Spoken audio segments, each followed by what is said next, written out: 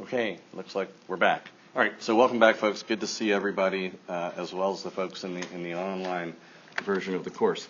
Obviously, it's been tricky so far this semester to get the flow right, since we've had a holiday and then the snow day, and we meet twice a week as it is. So I appreciate your patience bearing with me. We're going a little slower than I had hoped, but it's okay. It's not a race, and quality over quantity, as always.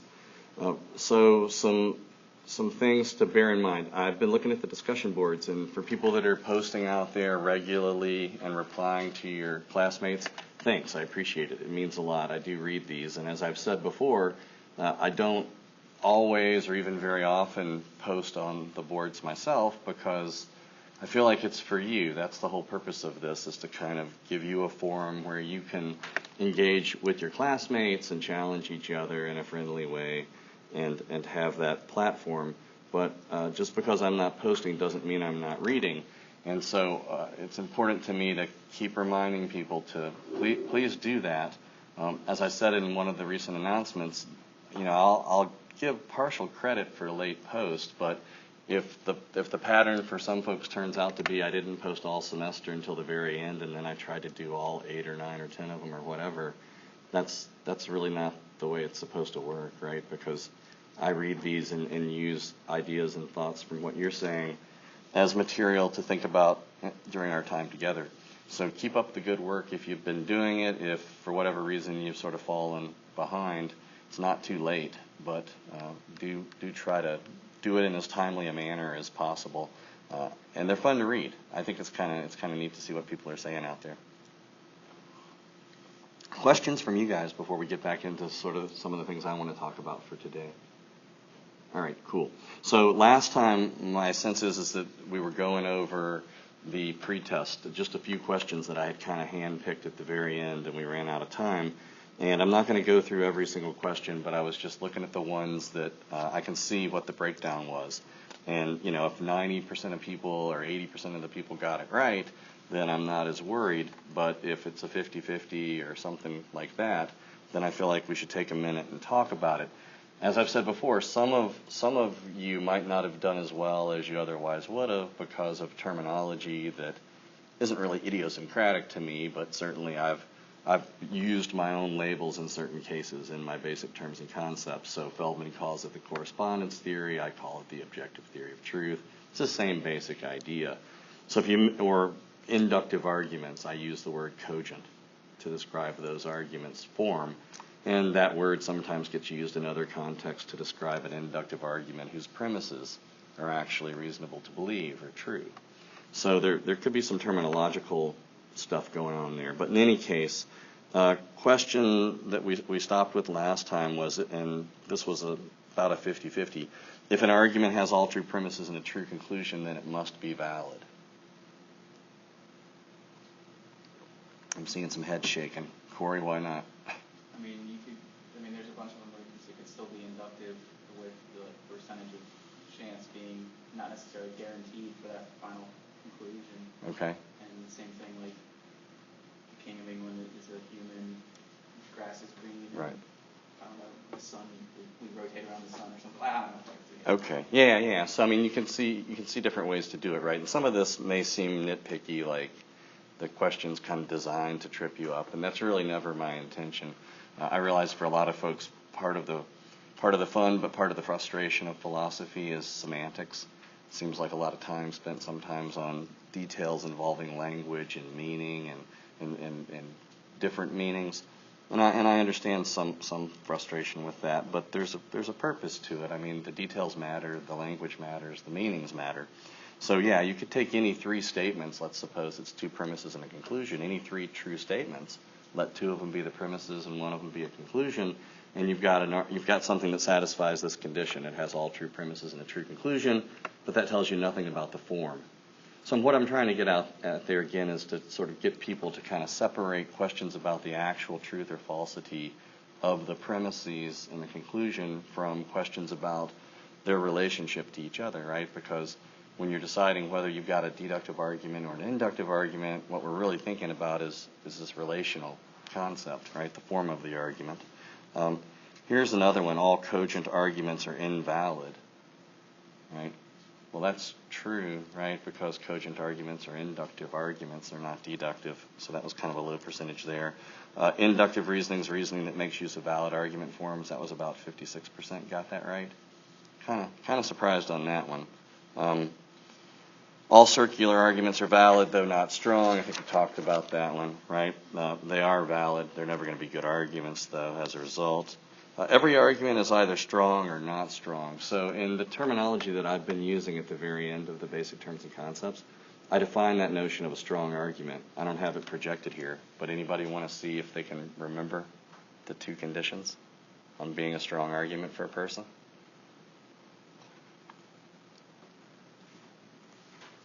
So an argument's a strong argument for Smith at time t if and only if what?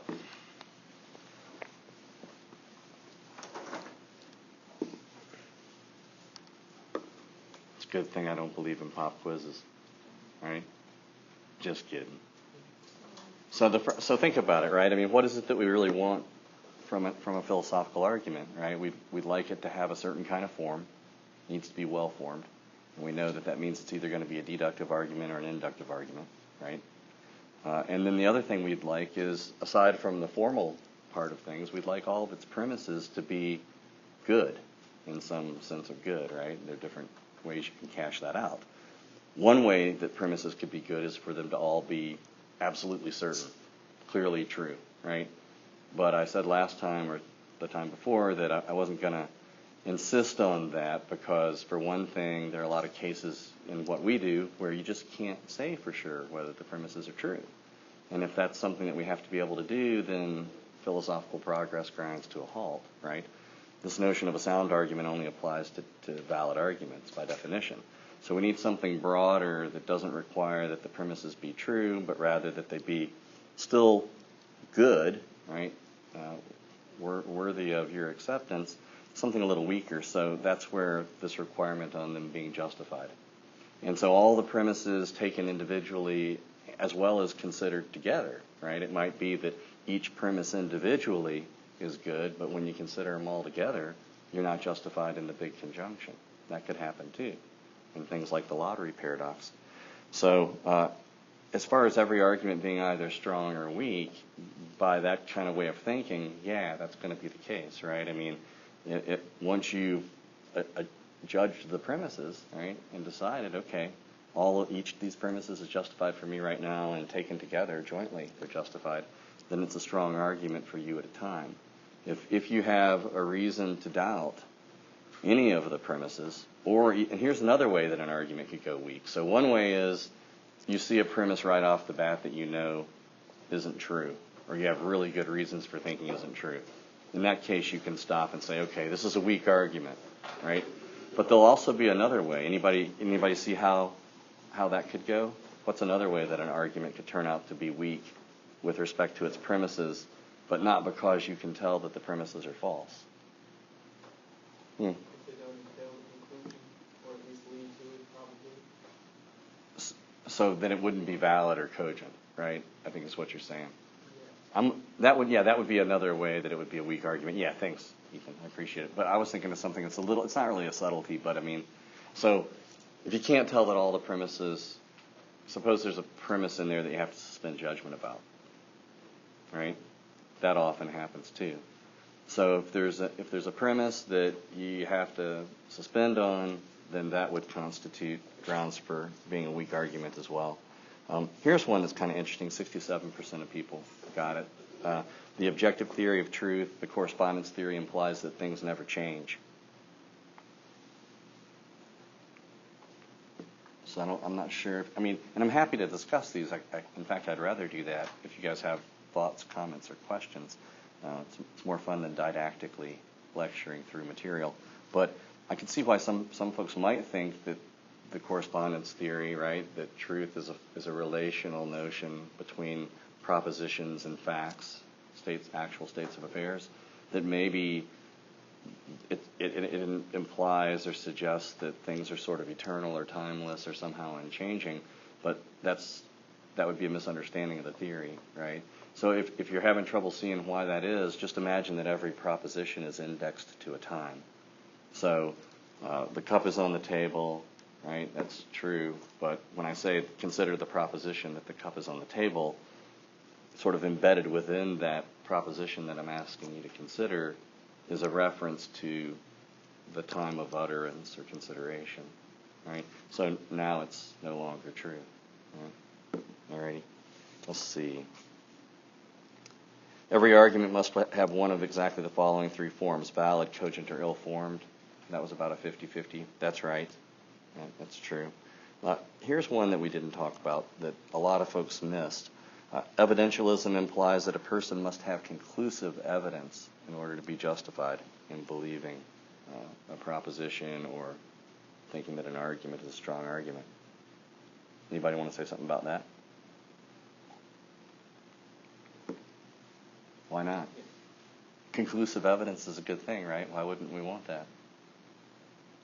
Yeah, sure. Because it doesn't say anything about if you're justified in believing, because you either have to suspend belief or disbelieve, and if your total evidence mounts up for believing, disbelieving, not suspending judgment, it's not conclusive. But you're still justified. Yes. Yeah. Okay. I think you're on the right track. Yeah. So I mean, somebody want to say what conclusive evidence is? I mean, that's a notion we need to get out there. So we talked about total evidence, right? Somebody remind us, so I don't have to. What's the basic idea behind? How do you get your total evidence concerning some proposition?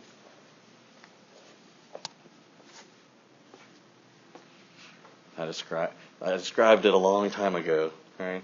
A week ago. Yeah, thanks, Anthony. Yeah, so what do? Yeah, there's just kind of like, again, it's kind of, shoulder shrugging and a lot of hand gesturing because we can't, go into the details of how to mathematize this, right? But the idea is you take all the reasons for thinking that a statement's true and then subtract all the reasons for thinking that it's not true, and there's going to be some sort of weighting. Either it's going to come down on the side of the preponderance, right, on balance in favor, on balance against it, or it's going to be counterbalanced, in which case you suspend, right? But notice that's how you get your total evidence, and that's all that evidentialism requires. What is conclusive evidence for something? What would that be? As the name sort of suggests.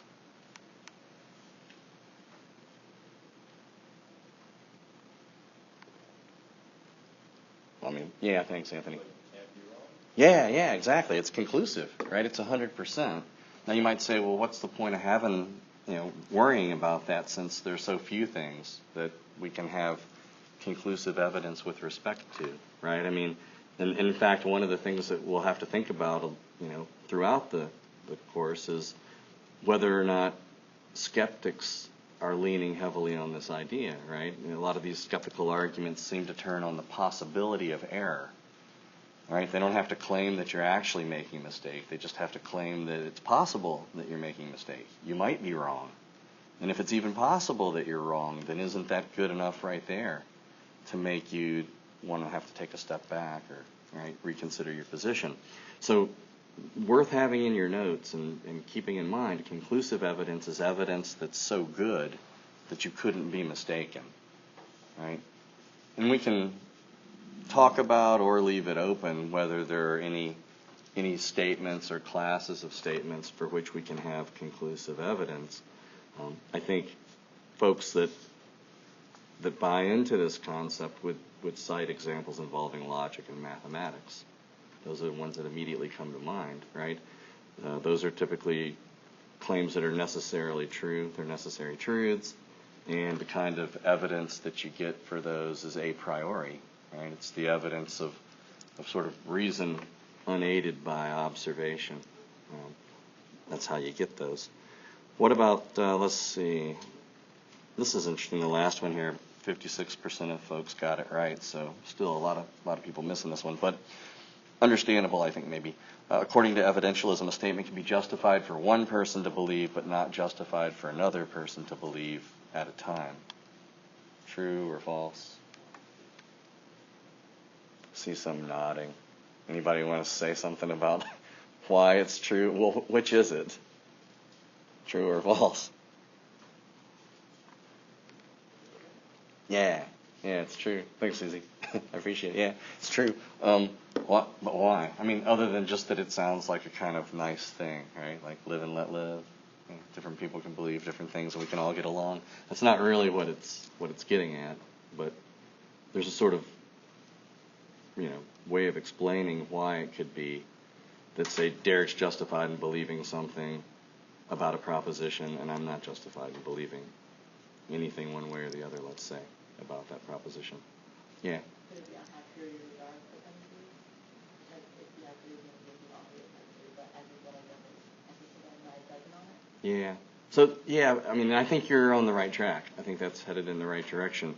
Might want to add some details, though, about how you've got evidence that does, in fact, justify you in believing each of the propositions, and maybe he doesn't, or something. So, I mean, a kind of simple case. I mean, consider the claim that Derek, I'll use you as an example, he had 2 cups of coffee this morning. I have no clue whether he even drinks coffee. He does, he knows, right? So we're considering the proposition right now, Derek had 2 cups of coffee this morning. What should each of us believe about that? Well, probably suspend judgment, seems like. But he doesn't have to suspend judgment.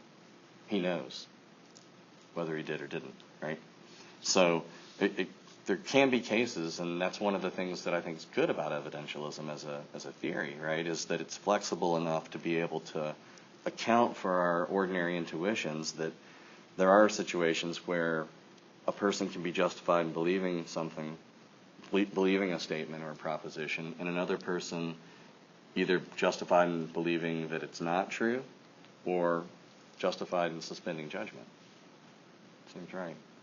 Cool. Well, questions, thoughts? There are others, but those were sort of the main ones that it seemed like people were kind of struggling with. All right, cool. All right, so the next thing I want to do is start thinking about Chapter 1. And some of this can go kind of fast. I've got notes. All of this is out there. I think it's under modules on Canvas for you, the stuff that I'm projecting here. So the way Feldman kind of gets us started, right, and you'll recall some of this is going back a little bit because of the snow day and the first real discussion post. Feldman begins in a certain kind of way. He says, look, I'm going to try to describe what I'll call the standard view. This is Feldman talking, right? And so he gives a list of things that he says in the ordinary course of life we are often justified in believing or claim to know, right? That we know a large variety of things from these different categories. Right? So we've got the immediate environment, things like there's a chair over there, the radio is on. My favorite example I always use, the cup's on the table. Put my cup back on the table just so we can make the facts fit the statement here.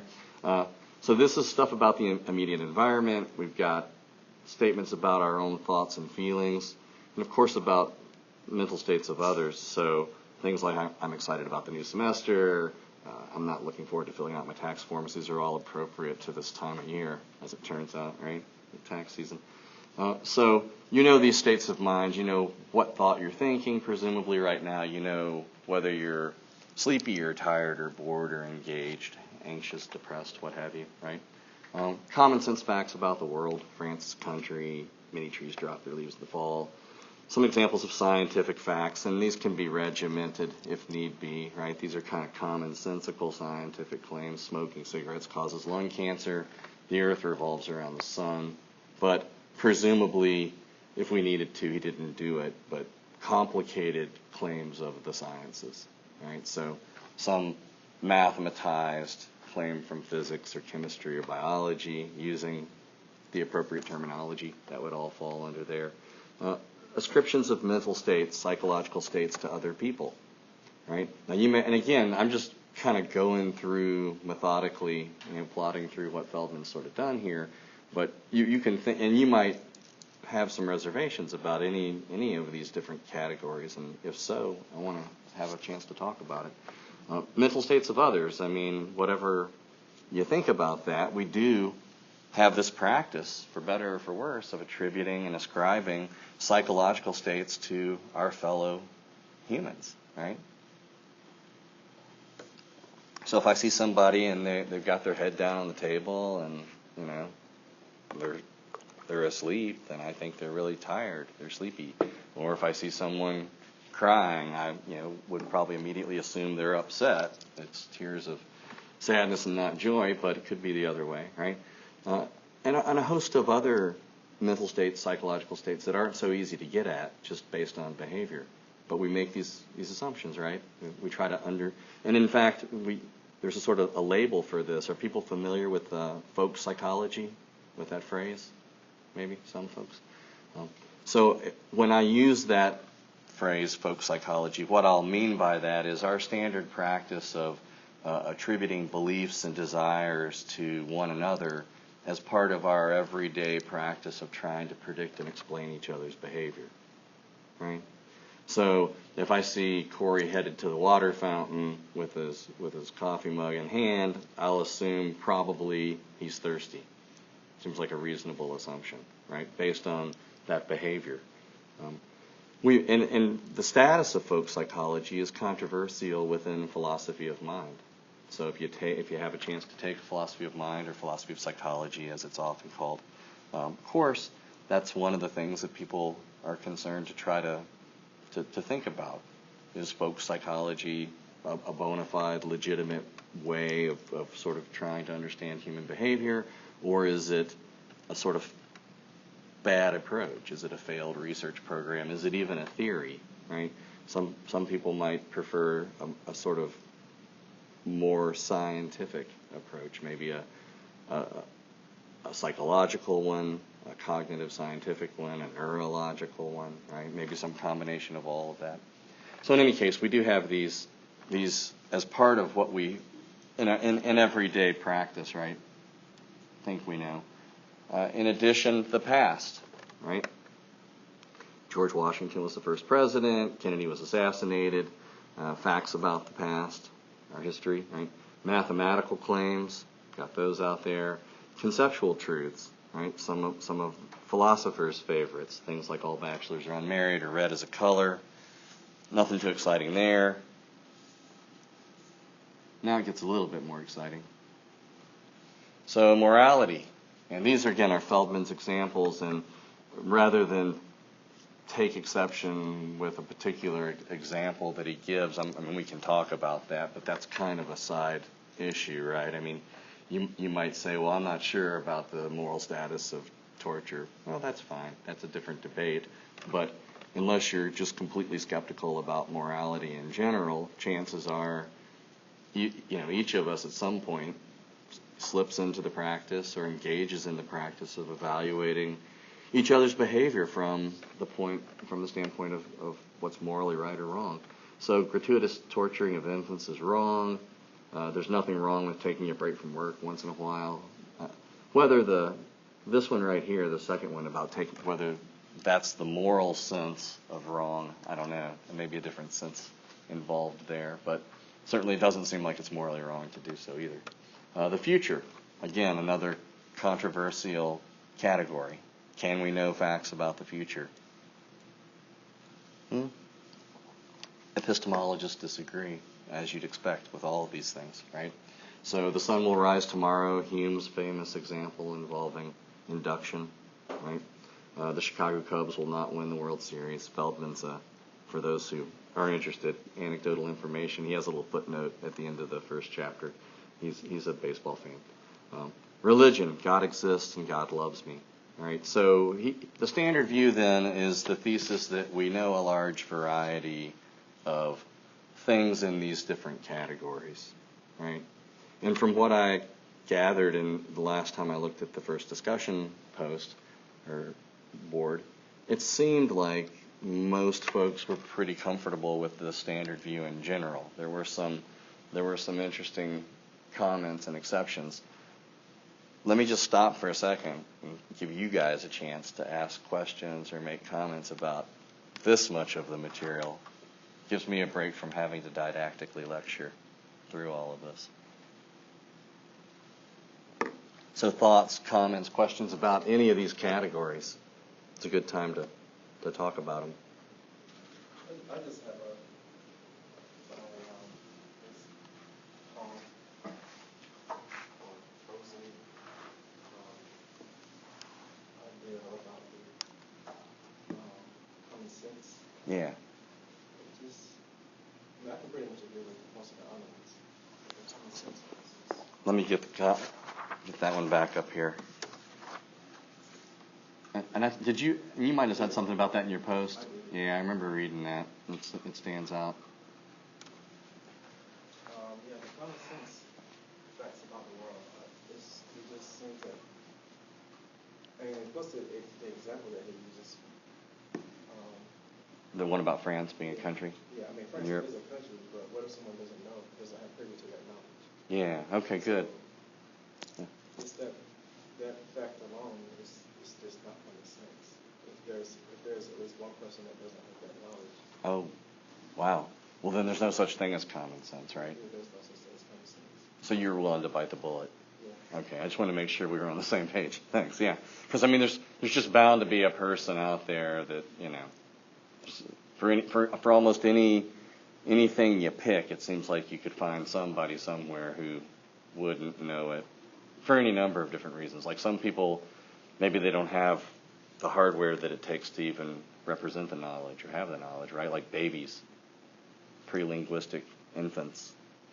It's not clear that they even have propositions as part of their cognitive landscape. So, yeah, I want to come back to this. Yeah, Jamie. That's what I was going to say. Yeah. Like, if the standard view can like apply to all ages, because Oh. like for a child, like they don't know that if you put a fork and like something, you get electrocuted, and so like Yeah. it varies. I feel like from person to person, and even some Yeah. adults too. Like there's certain things that like some people like common things. So they just don't know. They Yeah. just don't know. Right. If you watch TV and watch the local news and see some of the things that our fellow adults in the world do, calls into question how much common sense there is. I agree. Yeah, I'm on board with that.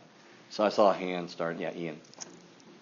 I was just looking at the standard view. I just think that I don't think I agree with the religion being included in the list. Because if you look at the rest of them, I think the religion is kind of a different thing, because all these other ones, it seems like they are easily verifiable, or there's not a lot of debate, or, like, for example, where they're conceptual truths or common sense, like France is a country, 2 + 2 = 4.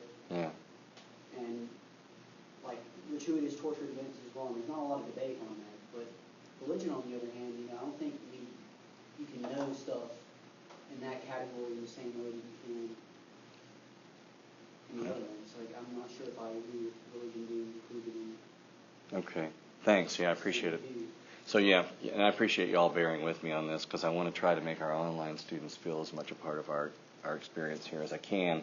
And because of the technology at this point, I have to kind of repeat the questions if we're going to go much further. So for those folks, Ian has expressed doubts about the category of religion being included in the standard view. So let me stick that one back up here. I don't know that Rich did this on purpose. By Rich, I mean Rich Feldman. But it seems to me like the list, the ordering is interesting, right? Because he kind of goes from perception, which almost everybody thinks is got to be some. We got to have some of that kind of knowledge of your. If you don't know that you're sitting in a classroom with other people right now, we're in bad shape. That's the ship is lost at that point, right? I agree with that. I was reading the list down, and I looked at it like all this makes sense, and I came upon that, and it kind of threw me off a bit. Like, why is this? Good. It's not the same in the same way as the other ones are. Right. Yeah, no, I think that's good. So to just make sure we're all on the same page, so there's been a question raised about whether religious claims should be included in the standard view, and yeah, Corey. Yeah, I was just going to bring up in a post as well, but like the difference between rational theology and revealed theology. Like, Yeah. I mean, a lot of people would agree that rational theology does have its own merit, and I actually agree. I don't think this actually should belong there, but you could argue that rational theology has a place on this. Okay. Yeah, good. So good to get another kind of, and I remember that too. This is in response to Dale, right?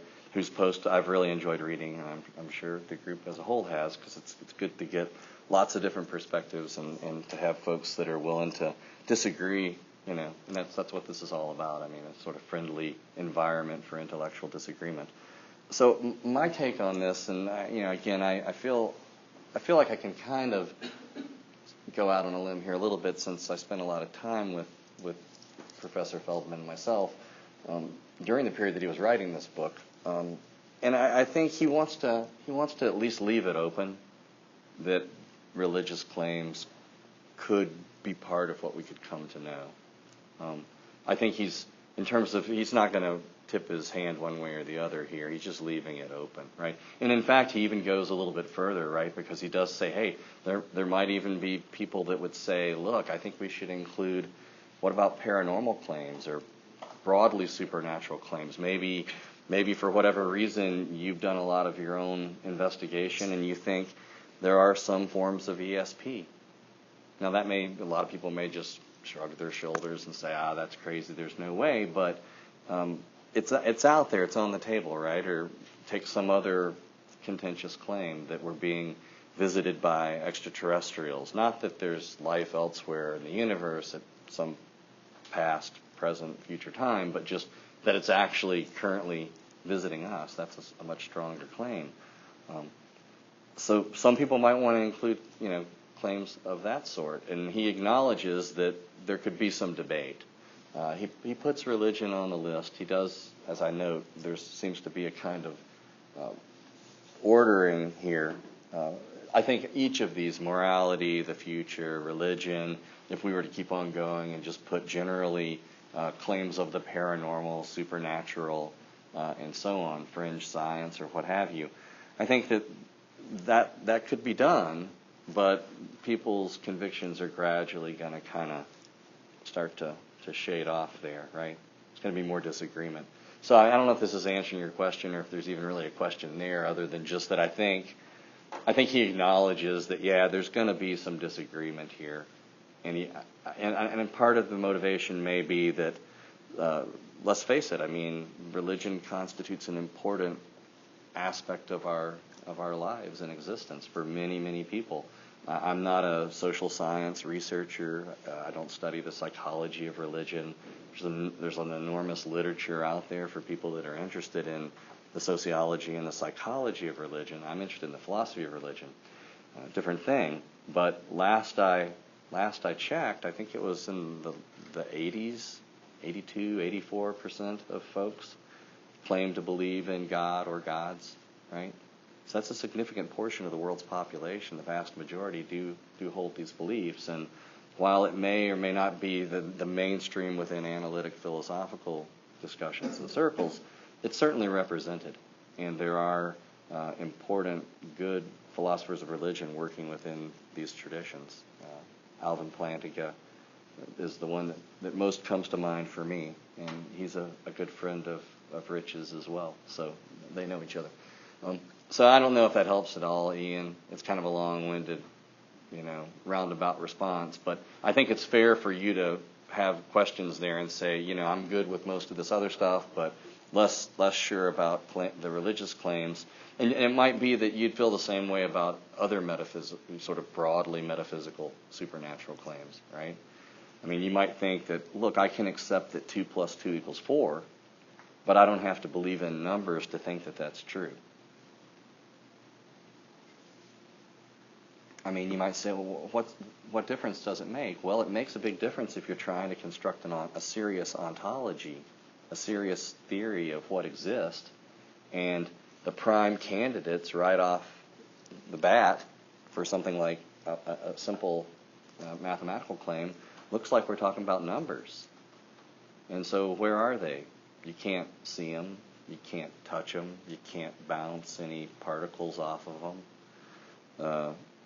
There's not really any kind of intersubjective testability. It's not like if I say to Corey or Jamie, right, hey, does it look like there's a cup on the table? People kind of go along with that, but we don't have that procedure in quite the same way, right? I mean, you get mathematicians together and have them sort of, collaborate and corroborate each other's work, but maybe not quite the same thing. That's no demonstration that there are numbers, right? Or sets or functions or limits or any of these other abstracta.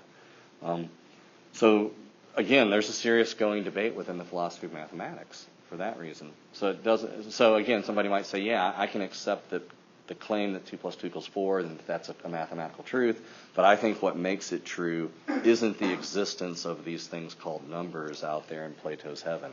I'm not a Platonist about mathematics. I'm a nominalist or a fictionalist or some other approach to trying to explain what makes these claims true. So yeah, lots of good stuff to think about in connection with each of these categories. Morality, I think, works a lot the same way, right? I mean, there's going to be enormous disagreement there. I don't know if you think it's quite the same. Well, yeah, I mean, the examples here, at least, like I said, there's no debate, or there's very little debate about, like, say, true this torturing of infants. Like, no one's really going to, contest that. So yeah, one hopes not. Some people can contest. People contest God exists. But they're not in the same category. Yeah. Right. Yeah. Like there may be debate about morality as a larger questions, but in this case, the examples he's giving, there's no debate about. Yeah.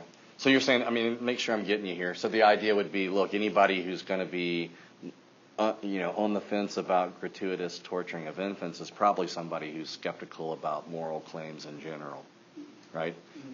But could the same argument be made? Anybody who's going to have questions about God's existence is probably going to be skeptical about, non-observational things that aren't scientifically verifiable or part of an embedded scientific account of the world.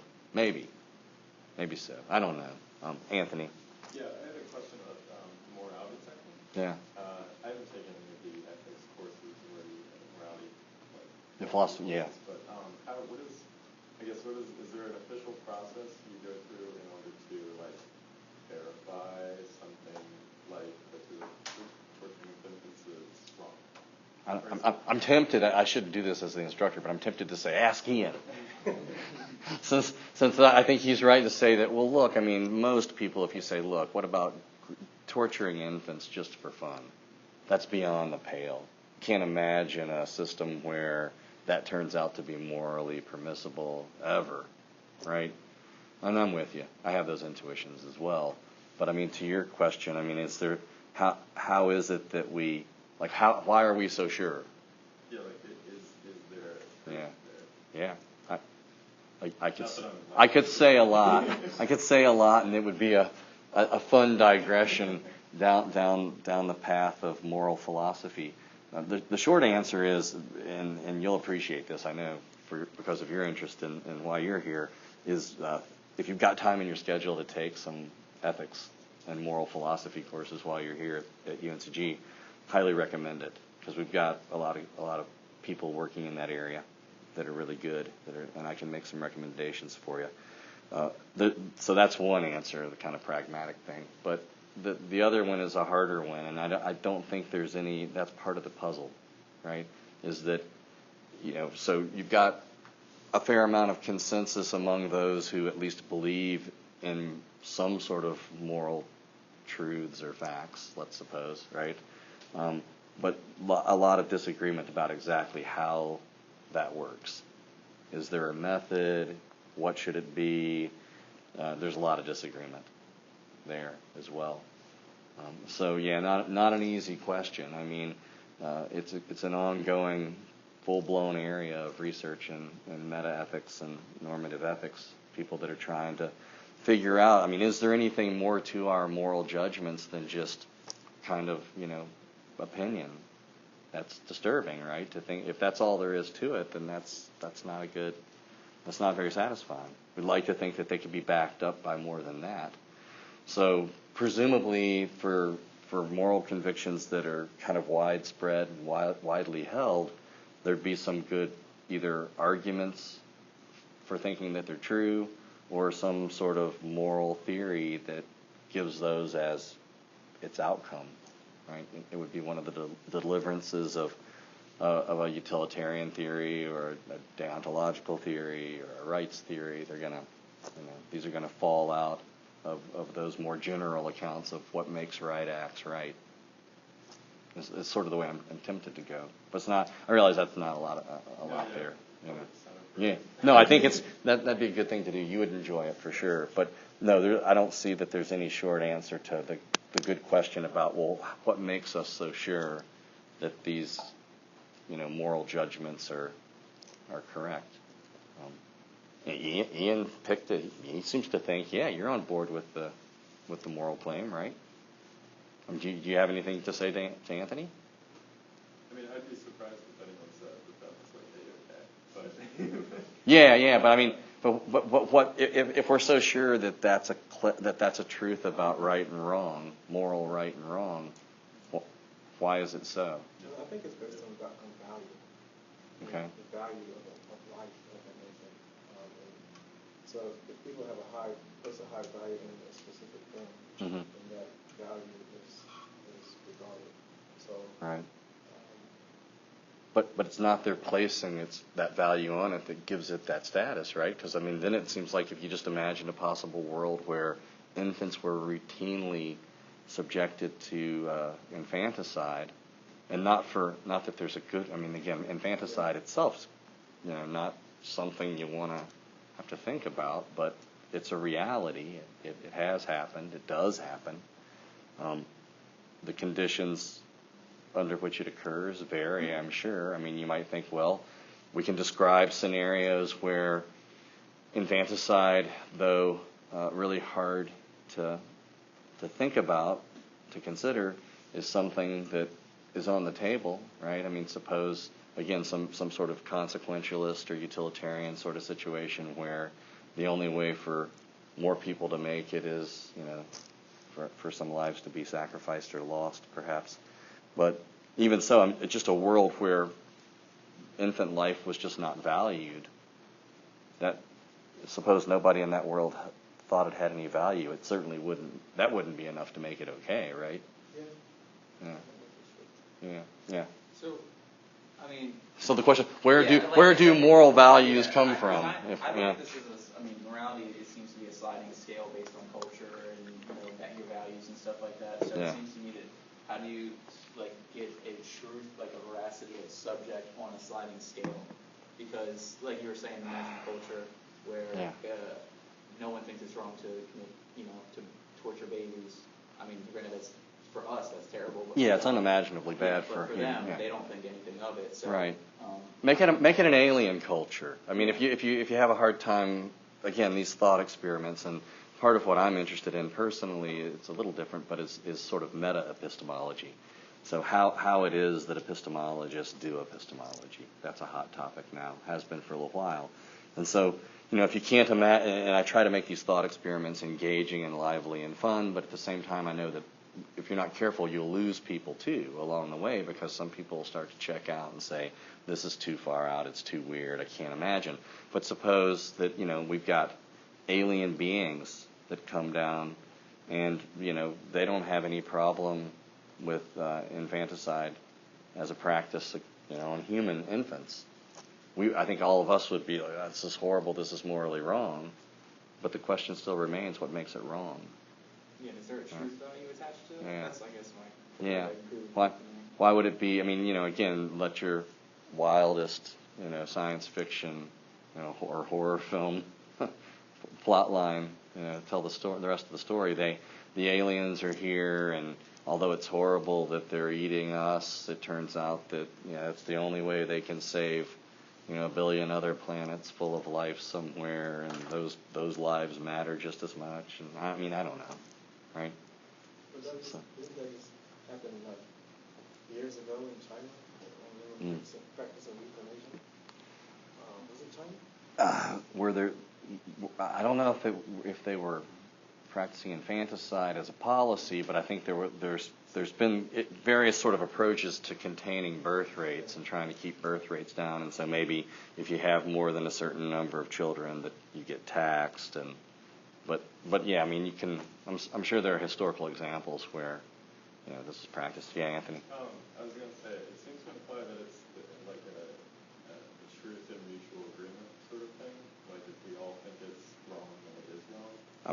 that's kind of where we don't want to go, though, right? Yeah, Like because with, like, everything that we right. That doesn't seem very objective. That seems like you just imagine a Nazi society.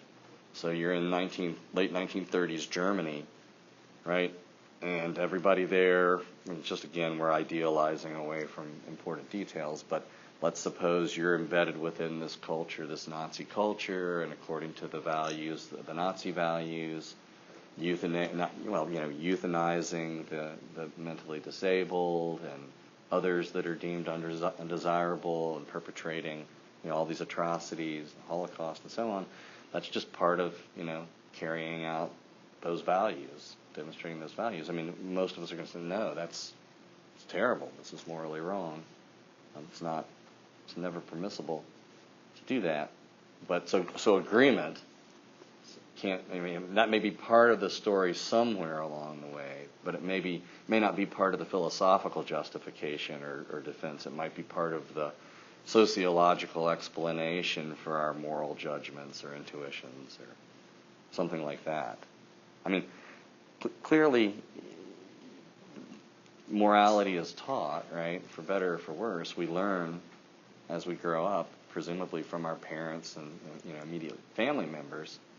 They teach you right from wrong, as they say, right?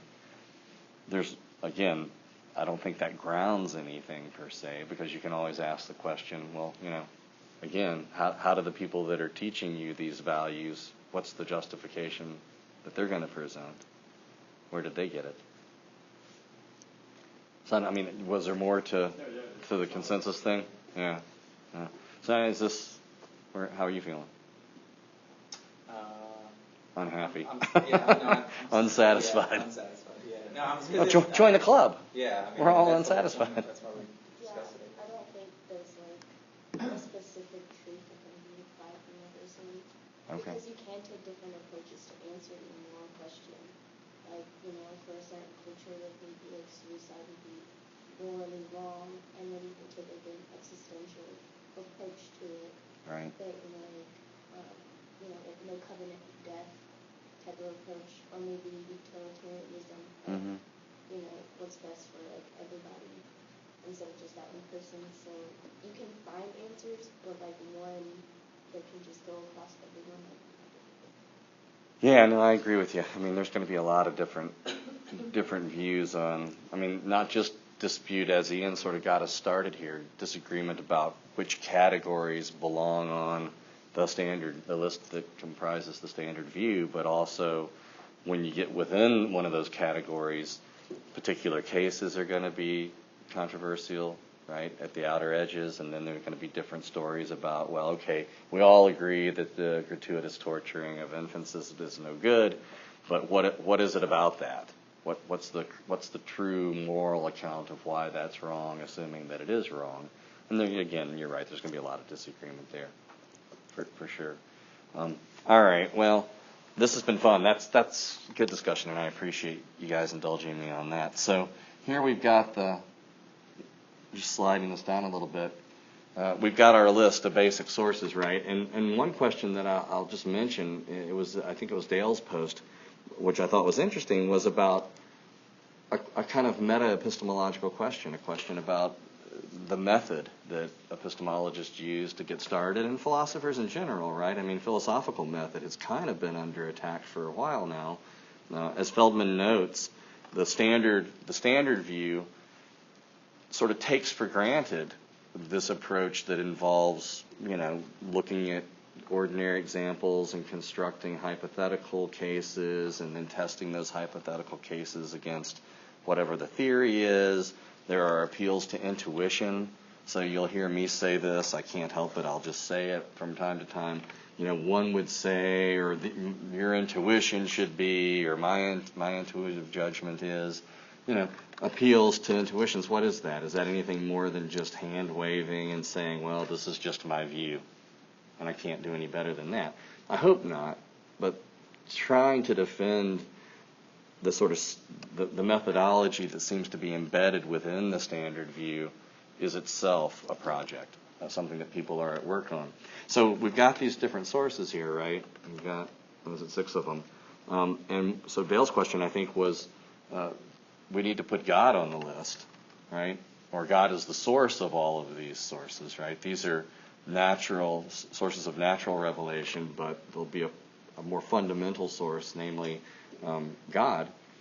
And so the question would be, well, how do we get this list, right? Do we have to use these sources to arrive at these sources, in which case the whole thing looks circular, right? Which I think is a challenging and interesting question, right? I mean, we don't want to use perception to validate perception, right? Or use memory to license memory and legitimate memory. That would seem to be bad, or at least some sort of bootstrapping approach, right? Yeah. Because it seems to me that deductive reasoning would be something that you can start with, and based off of that, go into perception or memory or something like that. So we'd use reasoning to legitimate reasoning. I mean, for deductive reasoning, I mean, I mean, please correct me if I'm wrong, but that seems like that is feasible. Yeah, I'm kind of with you there. I'm tempted. So yeah, reasoning and rational insight. And again, rational insight is the murkiest, and part of that's my fault because I just haven't had a lot to say about it yet. And some of it is that I think that it's just the nature of that particular source. There's a lot of debate about exactly how it is that we get these insights, these intuitive judgments. What is the nature of the a priori? A lot of people are skeptical of the a priori, right? So there's a long empiricist tradition that denies the existence of a priori knowledge or truth or justification. Everything's supposed to be a posteriori, so it's derived ultimately from the deliverances of your five senses, or the only a priori claims are just sort of nominal ones. They're a priori in name only. They're linguistic a priori, things like that. So there's debate, but I guess one sort of approach would be to try to do some sort of bootstrapping involving the sources that we've arrived at here. But in terms of how we get to these sources to start with, right? There's a puzzle. I think it's legitimate. I think it's good. It's fun stuff to think about. Could be a paper topic. So from time to time when we're together, if something strikes me as an interesting possibility for a paper topic, I'll try to remember to throw that out for you. And I know it's really early in the semester, and it's been hard to get the flow right, but it's never too soon because it'll go fast. The spring does. After spring break, it's always quick. So it's never too soon. If you've got thoughts or ideas or something's kind of in the back of your mind, shoot me an email. Come to office hours after our meetings, and we can talk about it. All right, so we've got our sources here.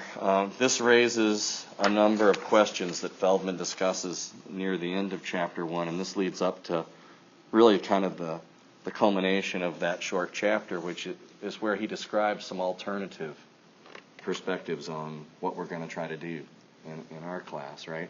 And we'll talk about those. That was the first discussion board prompt. But here are some questions that I think are worth us thinking about for a little bit here. And these are all kind of generated as a result of thinking and reflecting on the standard view and what it says about how we come by that knowledge. So the first question, this is kind of ground zero for me as an epistemologist. At least it's occupied a lot of my personal time, professional time, and I think it's sort of a good starting point, which is the Socratic question, really. What is knowledge? Right? So you think about Socrates and those early Platonic dialogues going around Athens, pestering the authorities, right? Asking these difficult, hard questions and not getting very satisfying responses, right? And the questions are typically of that form. What is justice? What is piety? What is beauty? What is truth? So any of these kind of what is X questions, to me, are squarely within the Socratic tradition. They're Socratic questions. And one of the things that we'll spend some time in Chapter 2 getting started on thinking about is the method for approaching those questions. How do you answer a what is X question? What is it that is being asked? Are we looking for a definition? There's lots of different kinds of definitions. What are the criteria that have to be satisfied in order for an acceptable answer to that question to be had, right? So under what conditions does a person know that something's true? What is knowledge? I think of that as sort of the beginning question. And a lot of Chapter 2 and 3 is concerned with where we're at on that question. And I will say this, I mean, how many people have looked at Chapter 3? It's okay if you haven't. We're not really there yet. So so some people have taken a look at Chapter 3. If you, depending on how far you've gotten into it, then you know that the jury's out, right? So if if anybody wants to take a crack at answering question 1, be my guest. You might think that that's a really embarrassing kind of predicament for epistemologists, right? In a way it is. I mean, our area of specialization, right, within philosophy is knowledge and related concepts like rationality, justified belief, right, evidence, and so on. And yet if we can't give an account of what knowledge is, then we're sort of, right, we're in an area where we can't really agree about the fundamental concept. And you'll see once you get into Chapter 3, part of this is because it seems that the original account, which traces back to Plato in the late dialogues in Theaetetus, one of the later Platonic dialogues, the original account, the so-called justified true belief approach, right, itself seems to be incorrect. It's not right. So we've got that question. What is knowledge? Here's another one that's and that'll occupy a lot of our time, is under what conditions is a belief justified? And this I take to be a question about the rationality or reasonableness, the propriety of believing. And this again is this is something that's going to be a matter of debate, right? Different theorists are going to respond in different ways, and and I spent some time in the past talking a little bit about different senses of ought, right? So there's what you morally ought to do and what you legally ought to do, what you ought to do from the standpoint of your own practical self-concern, self-interested obligation, right? In the same way that we evaluate each other's behavior from these different points of view, epistemologists assume or take it for granted, or in some cases maybe try to make the pitch that we do and should, and that it's okay for us to evaluate each other's beliefs from various points of view. One of those, I think, distinct points of view is the epistemic point of view. Right?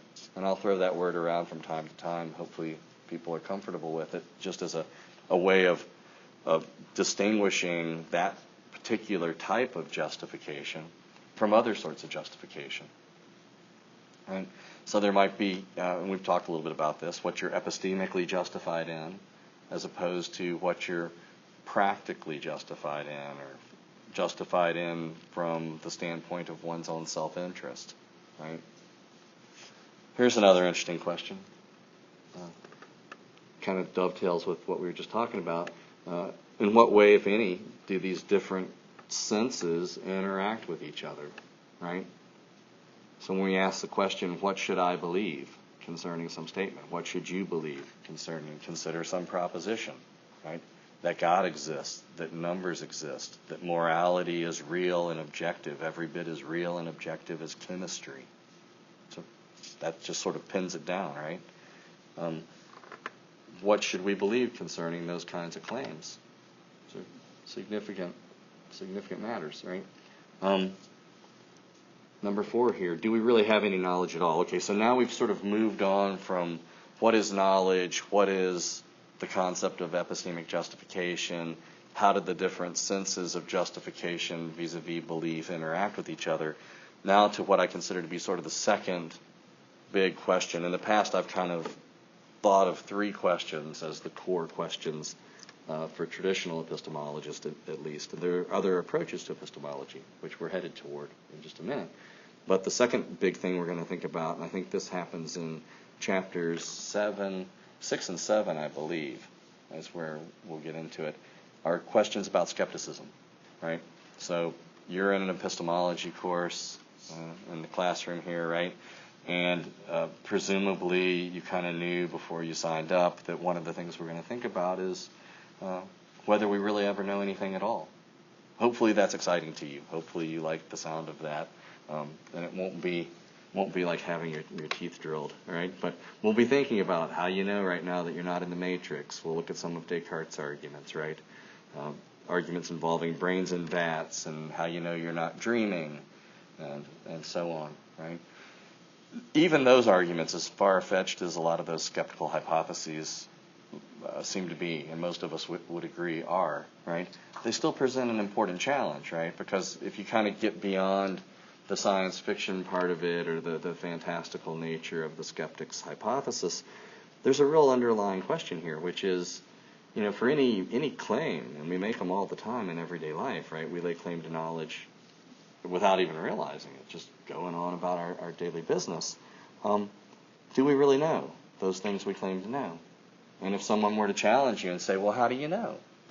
What would you say back, right? And is there a stopping point?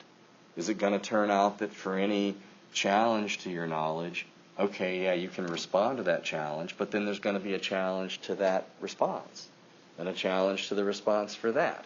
Aren't we on the cusp here, on the brink of an infinite regress? And if so, what do? Do we just have to acquiesce and accept it and just settle in with the idea that reasons are infinite and unending, as some philosophers have said?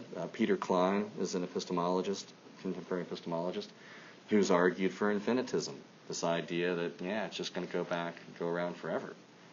Other people think that, no, there's a good response here. There's going to be some stopping point, that eventually you're going to get, something's going to happen, and there are going to be some propositions that are basic, epistemically speaking. And those form the kind of foundation. So that's a view known as foundationalism. We'll talk about that. I think that comes up in chapter 4. So skepticism, a lot of activity there. And not just really radical Cartesian type skepticism, but a more sort of commonplace kind of skepticism, one that says, look, maybe you don't have to have certainty. Let's give up on that as a condition.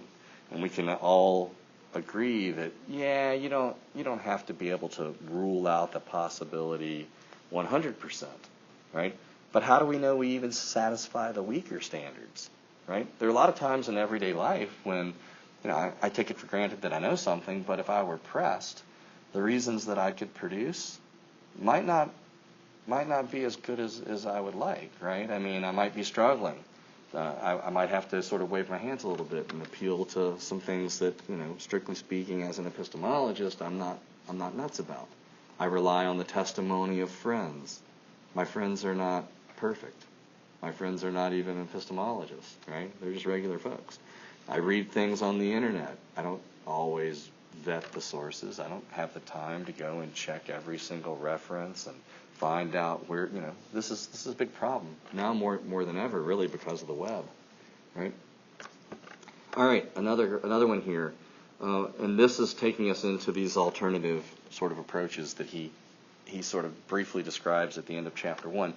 In what way does science and the natural sciences and cognitive science, neuroscience, presumably artificial intelligence, work that's being done in a wide number of areas now, how does all that bear? Does it have any bearing? Is it relevant to trying to answer traditional epistemological questions? Right? Now, I remember from reading the discussion board, I think Corey was sympathetic to the naturalistic view. And that was my dissertation topic, was why that's wrong. So I'm going to need you to stick around after class. I want a word with you, but I'm just kidding. I've got 400 pages for you when you're ready. I'll try to refute this. So the naturalistic view is interesting, and it's fun to think about, because as a fan of science myself, I'd like to think, hey, this is great. Wouldn't it be cool if we can just turn over these traditional epistemological questions that we don't seem to be making a lot of progress on? I mean, Plato tried, and Aristotle tried, and Socrates sort of set the tradition in motion, the Western tradition, right? And here we are 2 millennia later, and we're still struggling with the questions that Socrates and Plato and Aristotle and Descartes and Locke and Hume, right, all the way up. Why aren't we making much progress? Why can't we define knowledge? Why can't we solve the Gettier problem? Why is it that we can't seem to get any agreement among epistemologists about skepticism? That would seem to be something that we could put to rest. So maybe the right thing to do is to say, hey, we can turn these questions over to the natural sciences. Look at how much progress we've made there. It's amazing every single day. I mean, incredible progress being made. in physics and chemistry and biology and all of these bridge disciplines, right? Wouldn't it be really, really exciting and cool if we could just say, hey, you guys work on these problems, and it would put me out of a job, right? I'd be unemployed, but it'd be worth it, right, to get these questions settled once and for all. Some people are optimistic about that project, and that's been a program since the late 1960s.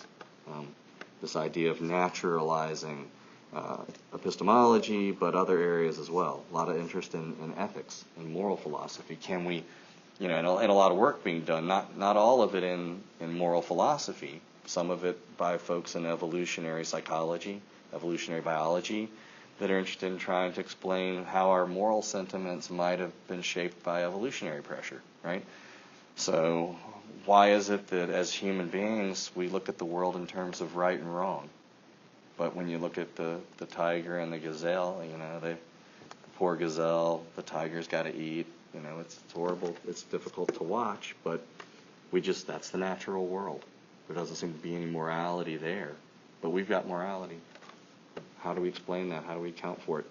All right. And then this last one here is, again, fun to think about. Is there really just sort of one kind of rationality, one sort of sense in which what you ought to believe is what's justified from the epistemic point of view, and that's a monolithic kind of thing, given that different people and different cultures and different times and places think in radically different ways? Right? I mean, what's the impact of culture? What's the impact of individual differences? There's an area called feminist epistemology, which is relatively new, I'd say the past 25 years or so. Some of you might be interested in thinking about that. That's a fair topic for a final paper. If you want to take one or two of the main articles in that area, let me know. I'll be happy to give you some references and see if there's something distinctive about the gender of the knower. Right? I mean, a lot of interesting scientific research into male-female differences, brain differences. Could it turn out that there are differences that are philosophically significant? Not just that we learn in different ways, but that what we would intuitively judge to count as knowledge or a justified belief in a certain situation is impacted by the gender of the knower, the agent, right? You'll see if you've looked at chapter 2, right, that Feldman uses this idea of S knows that P if and only if. Who's S? Does it make a difference if S is me, or if S is my mom, or if S is a 12-year-old kid in Bangladesh? I don't know. Maybe. Could. What about, is S supposed to be so broad as to cover alien beings that are maybe kind of unimaginable to us? It's knowledge after all. It's supposed to be a definition. It's supposed to express a necessary truth about the nature of the concept. So we'll have to think about that. And of course, there's lots of interesting research, again, with question 6 here. Since the 60s, there's been a steady stream of research coming out, mostly of the literature and the psychology of human reasoning. And we can look at some of that eventually later in the semester. And the results are a little bit dismal. What they show is that when you put test subjects under certain kinds of conditions and ask them questions, they seem to get the wrong answers on some pretty basic logical kinds of questions, right? So the sort of thing you would see on the MCAT or the LSAT or the GRE in the analytical reasoning section. Things involving conditionals, if-then statements, things involving confirmation bias or conjunction fallacies, neglecting base rate information, armchair statistical inferences. People aren't really good at this stuff. They make mistakes. They deny the antecedent. They affirm the consequent. They get these things wrong. What does that show, if anything, about the standard view? Does that show that epistemologists who have heretofore embraced the standard view and thought that logic could somehow help us describe the true picture of rationality and knowledge, that maybe it's just not it's out of step. It's not in touch with the way real humans reason in the real world, right? It'd be great if we followed the rules of the probability calculus and never violated it. It'd be great if we reasoned according to modus ponens and modus tollens instead of affirming the consequent and denying the antecedent, right? But we also know that time is our most valuable scarce resource and commodity, and that goes for our cognitive time as well, division of labor, right? I mean, it's easier to use these rules of thumb, these little heuristics, and they're not perfectly correct, right? They wouldn't work and give you absolutely correct results every time, but they get it right a lot of the time, and sometimes that's good enough, right? Being right more often than not. What are the implications of all of that research for our project, for what we're doing here? So that brings us to the very end of chapter 1, which is right where I wanted to be, and there's 3 different views that are described there, right? So we've got the standard view, which is what we're sort of starting with, and again, it's totally fine with me if somebody says, well, I don't accept the standard view to start with. It's not my frame of reference. That's all right, but just so we're all on the same page, Feldman sees what he's doing here as kind of he sort of describes the standard view, tries to sort of put some meat on the bones, and then the rest of the course, the rest of the book is him trying to subject it to critical reflection, right? So thinking together about how far we can go toward defending the standard view. If it turns out that at the end we have to give up some of these things, then, that's okay. I mean, that's what rationality would require, that we end up saying, hey, we don't know as much as we thought we did. Some of the areas that we had on the original list, we're gonna have to take that back, right? Or maybe there are implications for our project from the natural sciences or from what's going on with cognitive diversity, right? So there's the skeptical view, the naturalistic view, the relativistic view, and the standard view. I'll stop with that and see if people have questions, comments, thoughts. I know, Corey, you like the naturalistic view. Yeah. It's a good view. It's a fun view to think about, and we're going to do it. Don't worry. Yeah. Ian. Yeah, I think reading this looks like the naturalistic view is pretty interesting to me as well, because it also seems to me like nothing in the naturalistic view really contradicts what the standard view, like the sources of knowledge. It's just using like a different methodology, like a scientific approach to it. It's not denying anything in the standard view necessarily. It's just applying a different framework of how we. Right. Thanks. For example, like all the sources of knowledge, like the perception and that kind of thing, it's not really contradicting that those exist. Those are sources of knowledge, just structures them in a different way, scientific sort of way. And like you mentioned, like science is a pretty good track record so far. What I know, so right. I'm not trying to apply that. Yeah, no, I think that's a fair thing to say, right? I mean, science gives us, particle accelerators and new iPhones and laptops and all this cool technology, right? And then philosophy is a lot of fun to think about, and we're all here because we like it. We're philosophy people, right? We get it. But you step outside this classroom, get out into the wider world, right, and start trying to share your interest in this, and you'll see it's hard. A lot of people, they'll respond to the science and the technology, but the philosophy, it's not as clear what's going on. It seems murkier. So yeah, if we can make some progress on these questions using the methods of the natural sciences or the results that they've come up with, I think that's a fair thing to say. So thanks. Yeah, absolutely. What about the anybody tempted by the skeptical view or the relativistic view? Surely we've got some relativists in here. Where are all of our card-carrying relativists? Yes. I just feel like I'm a relativistic type of person because I feel like it doesn't really contradict the standard view. I just feel like, if anything, it supports part of it. Like, I think with the moral and, like, the religion part of what he lists, I think the relativist could say, two people can be rational and disagree about religion and disagree about, moral issues. So I would accept, like, his bases of knowledge that he lists, like the 5. But I think when he lists those extra ones, I think they're all pretty relevant. Okay. Yeah, that's fair enough. I appreciate it. Yeah. So, so there's going to be a lot of room for reasonable people to disagree within the relativistic framework, right? So it's, and again, this is kind of broad strokes sort of stuff. The details make a difference in terms of exactly what's being claimed, right? Is the idea that one person can say this is a case of knowledge and the other person says no, it's not a case of knowledge, and somehow they both turn out to be right because the standards for what counts as knowledge actually themselves are free-floating. They fluctuate and are determined by cultural parameters or historical, contextual, individual ones. This is stuff we'll think about. So thanks, I appreciate it. That's it for this meeting, and I'll see you guys next time.